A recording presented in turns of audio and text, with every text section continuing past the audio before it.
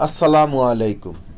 সুপারি সুপারি আমাদের অনেকের কাছে এটি শুধুই পান খাওয়ার একটি উপকরণ, কিন্তু আপনি কি জানেন ইসলাম এবং চিকিৎসা বিজ্ঞান দুটোই এই বিষয়ে গুরুত্বপূর্ণ বার্তা দিয়েছে।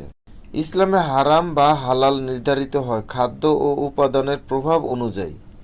ইমামগণ বলেন, যদি সুপারি খাওয়া শরীর বা মস্তিষ্কের ক্ষতি করে কিংবা নেশা তৈরি করে তবে তা পরিহার করাই উত্তম।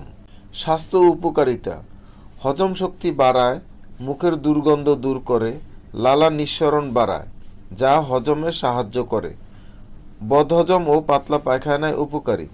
কিছু আয়ুর্বেদিক ও ইউনানি চিকিৎসায় ব্যবহার করা হয়। স্বাস্থ্য ঝুঁকি: অতিরিক্ত খেলে মুখে ঘা, দাঁতের সমস্যা, এমনকি ক্যান্সারের আশঙ্কা।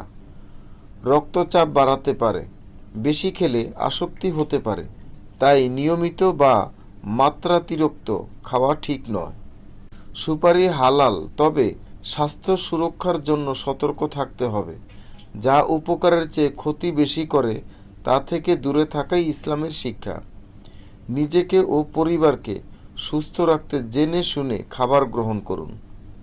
ভিডিওটি ভালো লাগলে লাইক, কমেন্ট, শেয়ার এবং চ্যানেলটি সাবস্ক্রাইব করতে ভুলবেন না। ভালো ভাবুন, ভালো থাকুন। আল্লাহ হাফেজ।